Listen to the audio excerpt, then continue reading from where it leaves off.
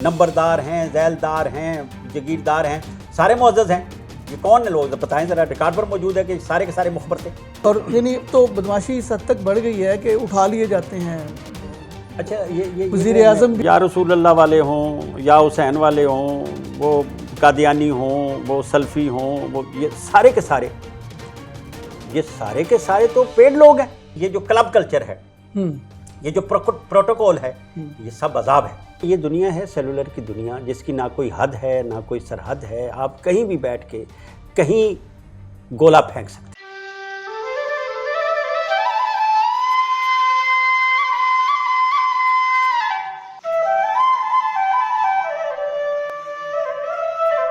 السلام علیکم ناظرین، سخن ٹی وی سے میں ہوں ارشد معراج. پروگرام ہے سخن نامہ. آج ہمارے ساتھ مہمان ہیں جناب احمد لطیف. احمد لطیف سینئر صحافی ہیں اور شاعر ہیں.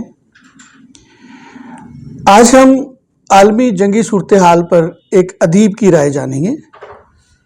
عموماً آپ دیکھتے ہوں گے کہ آپ صحافیوں کی رائے جانتے ہیں، آپ سیاستدانوں کی رائے جانتے ہیں، لیکن ادیب ایک قوم کا بہت اہم حصہ ہوتا ہے. قیوم نظر ایک معروف شاعر تھے. وہ فرانس گئے اور سارتر سے ملے.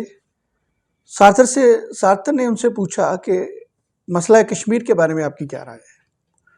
تو انہوں نے کہا کہ میں تو شاعر ہوں، یہ سیاست کا معاملہ ہے. تو سارتر اس ٹیبل سے اٹھ گئے. اس کا مطلب یہ ہوا کہ ادیب اور سیاست دو بہت ہی اہم پہلو اور ایک دوسرے کے ساتھ جڑے ہوئے ہیں. تو اس عالمی جنگی صورتحال کے اندر سرمایہ دارانہ نظام، اس کا کرتا دھرتا اور اس کے چیمپئنز پوری دنیا کے ساتھ کیا کھلواڑ کر رہے ہیں، اور یہ جنگ کی کیا صورتحال بننے جا رہی ہے یا بن چکی ہے، اس کے بارے میں جناب احمد لطیف صاحب سے گزارش ہے کہ وہ کچھ اس پہ روشنی ڈالیں.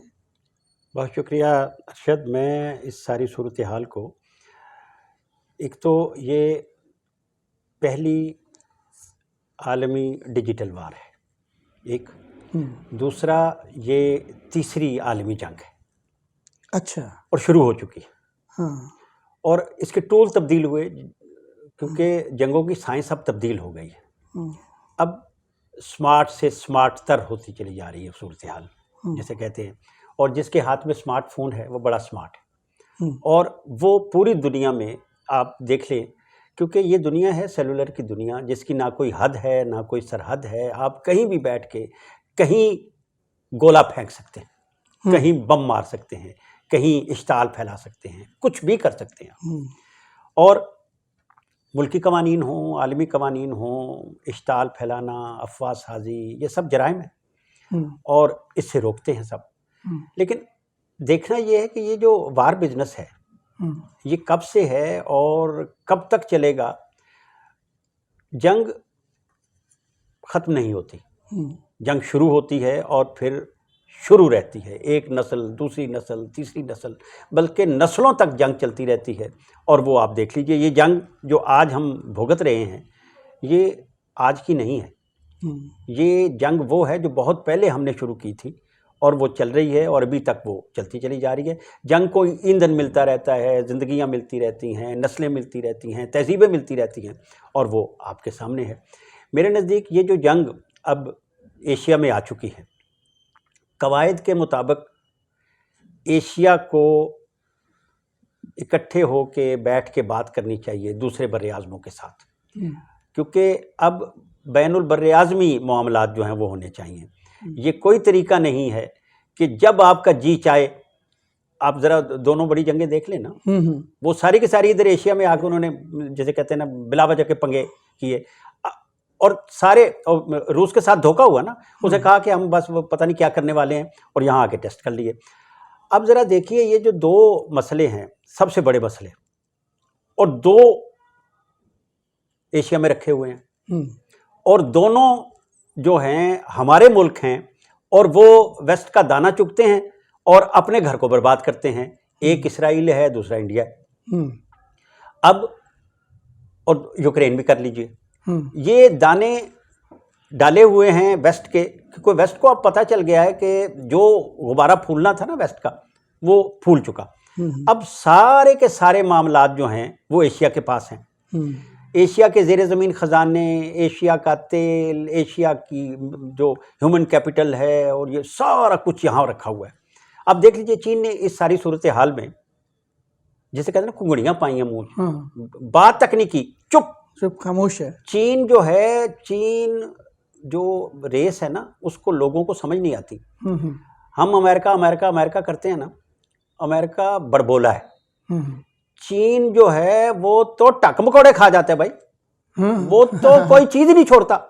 اور چین جب آپ کی بینڈ بجائے گا نا آپ کو ہوش آ جائے گا کہ آپ کے ساتھ ہونا کیا ہے. اب یہ جو سارا سی پیک اور یہ اور وہ سارا اب کیا ہے، ہم بھی تو ظاہر ہے کرائے کے گوریلے ہیں نا، ہم بھی تو وہی کام کر رہے ہیں. آپ ذرا غور کیجئے، وہ جہاد افغانستان، پھر اس کے بعد کی صورتحال، یہ سارے لوگ، ہم سارے کرائے کے لوگ ہیں نا، سارے کرائے کے گنڈے ہیں، ہم کرائے کے فوجی ہیں، کرائے کے کام کرتے ہیں، پیسے لیتے ہیں اور چل رہا ہے. اب یہ جو کہانیاں سنا رہے ہیں ابھی، کیونکہ 3-4 جنگیں اکٹھی شروع ہو گئی نا، میرے نزدیک یہ جو اثاثہ جات ہیں، پاکستان امریکہ کا اثاثہ ہے، اور افغانستان اور یہ جو ٹی ٹی پی شی ٹی پی وہ ہمارے اثاثے ہیں. ہم نوکروں کے چاکر والی بات ہے، ہم خود مانگت ہیں، ہم نے ایک اور مانگت کشمیر رکھا ہوا ہے. سبحان اللہ بھائی، حد ہے. آپ ذرا اس سارے معاملے، اور ہمیں کیوں نہیں ہونے دیا انہوں نے، ذرا ٹھیک آپ ذرا غور کیجئے، کیا انہیں نہیں پتا تھا ہم ایٹم بم بنا رہے ہیں؟ پتا تھا، سب پتا تھا. جہاد افغانستان، پھر اس کے بعد کیا سب کو نہیں پتا کہ مودودی صاحب کی کتابیں جو ہیں وہ جاتی تھیں اور ڈالر آتے تھے؟ ساری دنیا کو پتا ہے. اور یہ جو سارے معاملات، میرے نزدیک تو یہ سب جو لوگ ہیں سارے کے سارے، یا رسول اللہ والے ہوں، یا حسین والے ہوں، وہ قادیانی ہوں، وہ سلفی ہوں، وہ یہ سارے کے سارے، یہ سارے کے سارے تو پیڈ لوگ ہیں. یہ ادھر سے آپ ذرا ادھر چلے جائیے، خلافت عثمانیہ اور سلجوق اور وہ سارے کے سارے فدائیین وغیرہ سارے تو پیڈ لوگ ہیں، پیسے لے کے سارا کام کیا. یہاں سارے کے سارے لوگ، آپ مجھے بتائیے، آغا خان صاحب نے مسلم لیگ بنائی. آغا خان صاحب کون ہے جی؟ ایران سے ان کے بڑے آغا صاحب بھاگے تھے، بھاگتے بھاگتے یہاں سے پھر افغانستان گئے، وہاں سرکاری ملازم ہے. آج بھی وہ کتاب موجود ہے، وہ ہمارے قلم برداشتہ ترجمہ کیا حمید اختر صاحب نے، آغا خان، وہ پوری کتاب رکھی ہوئی ہے کہ کون کب تھا کیا تھا. یہ سارے لوگ بھی سارے کے سارے جو ہیں وہ ان کے. اب مجھے بتائیں، یہ جو وار بزنس جس کا ہم تذکرہ کر رہے ہیں، یہ سارے لوگ جو ہیں، یہ جو زمین ہے ساری کی ساری انگریز کے ابا جی کی تو نہیں تھی؟ نہیں، یہ تو کلونیل پیریڈ کے اندر جو وہ گھوڑی پال سکیم جو ہے، آپ کو ہوتے کون ہیں یہ زمین جو ہے اس کو دے، اس کو، یہ سارے مخبران تھے. اب مجھے بتائیے، یہ مخبر جو ہوتا ہے، جو اپنے لوگوں کا سودا کرتا ہے، وہ کبھی معزز ہوا ہے؟ ہاں بالکل یہ نہیں ہو سارے سکتا. آج ہی معزز ہیں، آج بھی معزز ہیں یہ سارے کے سارے، اور آج بھی یہ سارا کام جو ہو رہا ہے اور چل رہا ہے. اس ساری صورتحال سے نکلنے کی ضرورت ہے.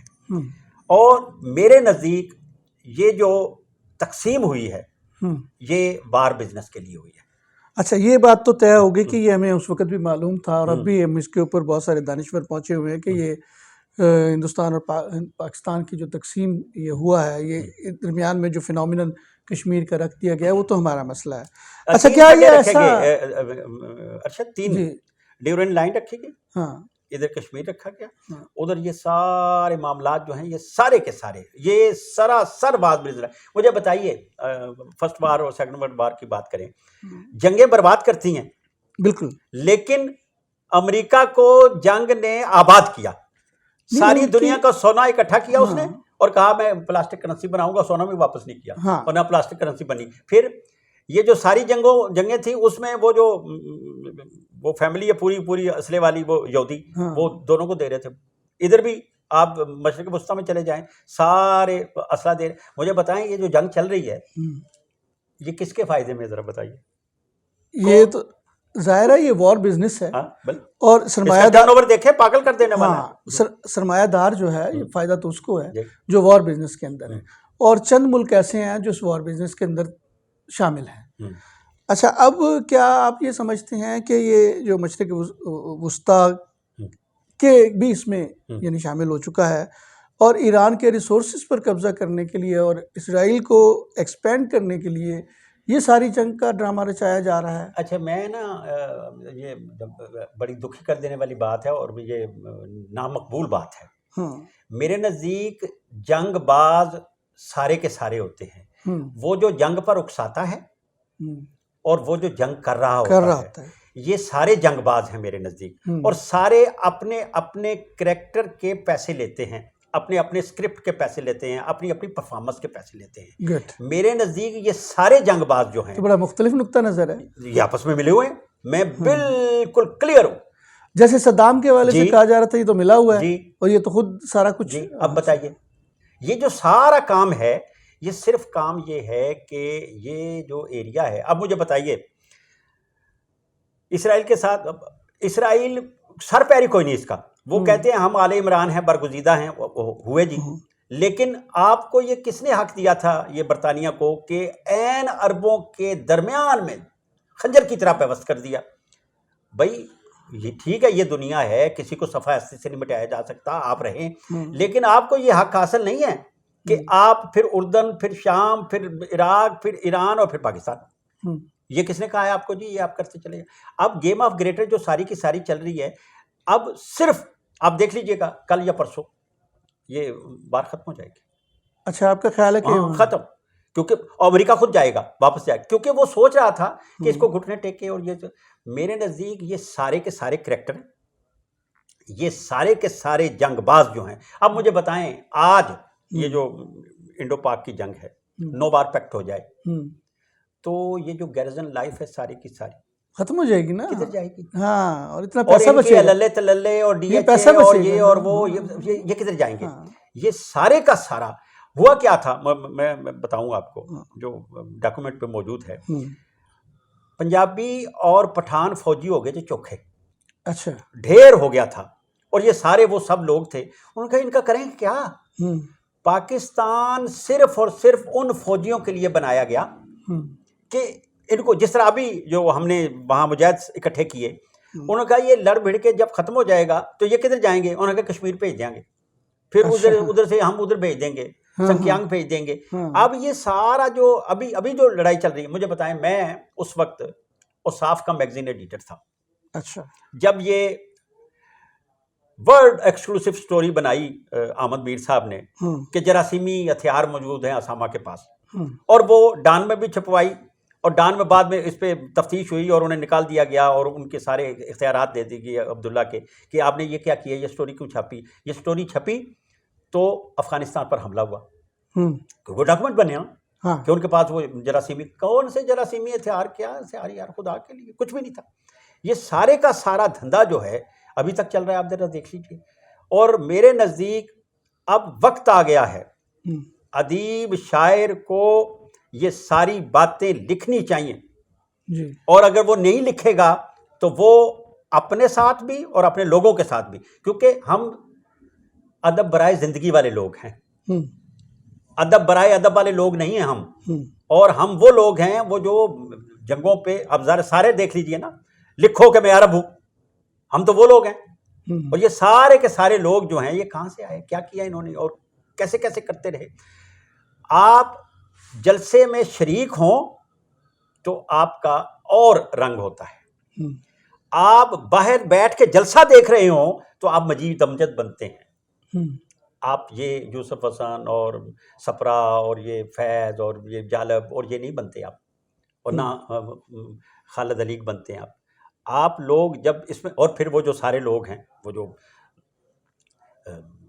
اپنے مجاز ہیں، جانثار اختر ہیں، وہ سارے لوگ، وہ سارے کے سارے لوگ، ترکیب پسند لوگ جو اس یہ ساری حمید تحریک اختر ہیں، قاسمی صاحب ہیں، یہ اچھا سارے یہ لوگ۔ ایک سوال یہاں یہ پیدا ہوتا ہے کہ کیا آج کا ادیب اور شاعر جس طرح ماضی میں وہ ایک دانشور کی حیثیت رکھتا تھا، اور وہ مختلف سیاسی و سماجی معاملات کے اندر اس کی فہم کو، اس کی بات کو اہمیت دی جاتی تھی، اور اس کے لکھے ہوئے پر توجہ کی جاتی تھی، یہاں تک کہ ان کو ان کے لکھے ریاستوں کے لیے چیلنج ہوتا تھا۔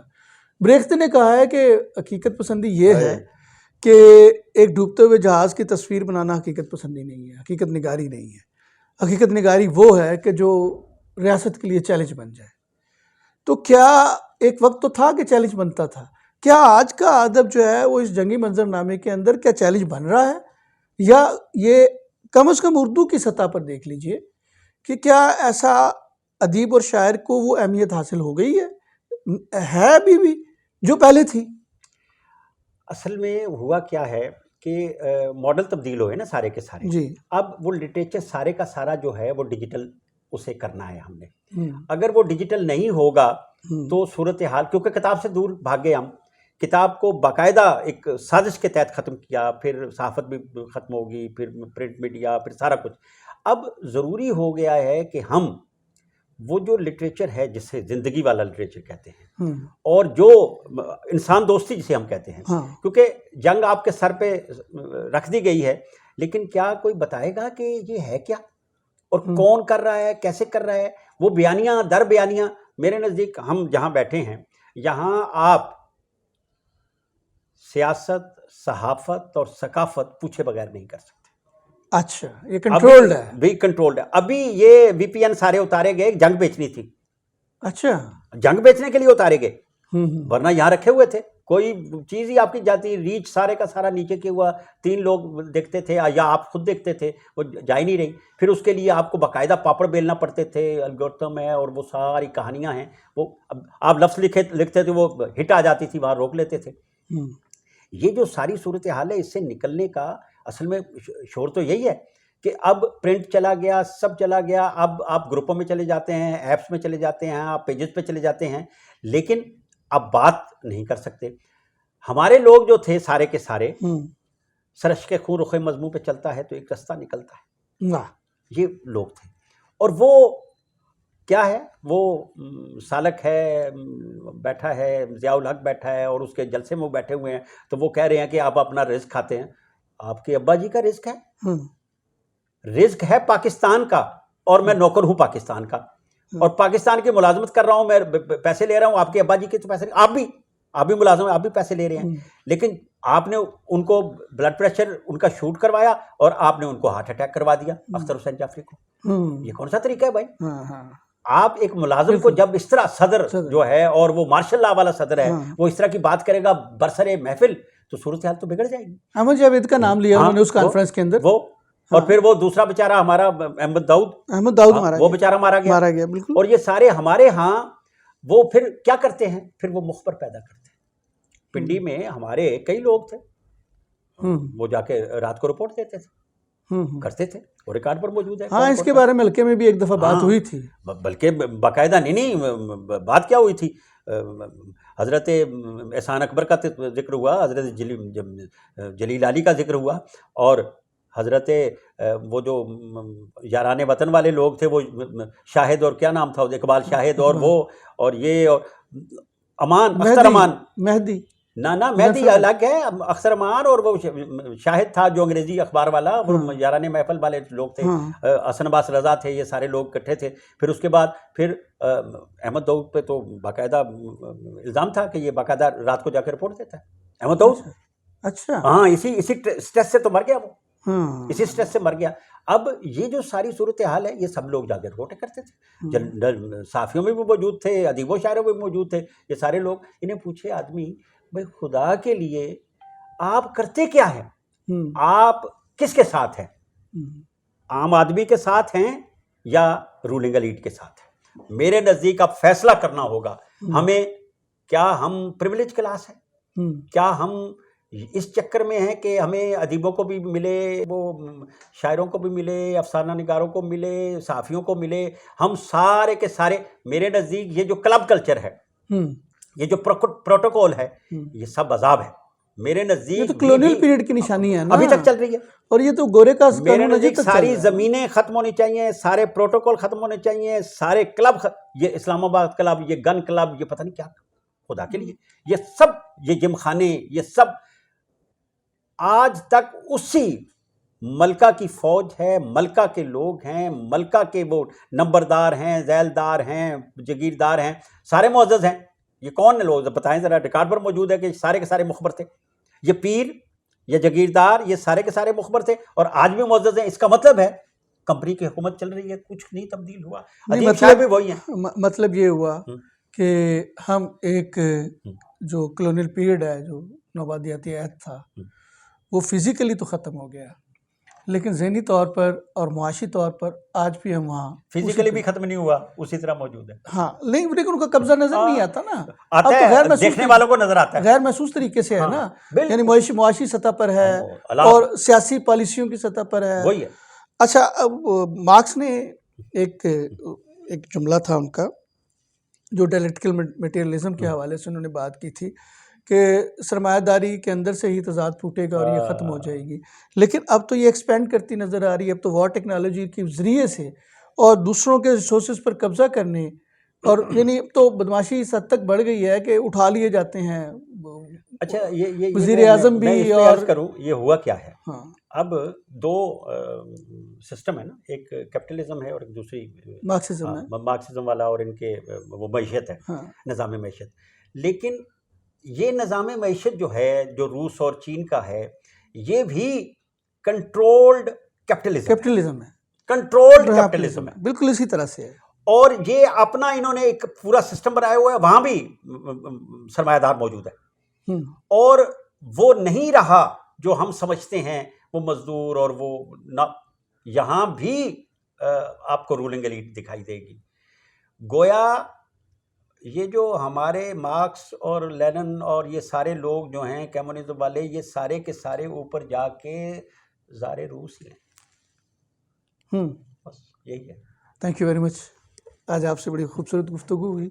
हमने नाजरीन इस आलमी जंगी सूरत हाल, पाकिस्तान, एक अदीब का किरदार, उसका माजी, उसका हाल, उस पर अहमद अदीब साहब के ख्यालात सुने। अगले प्रोग्राम एक और मौजू के साथ आपके लिए आप हाजिर होंगे। अल्लाह हाफ़िज़।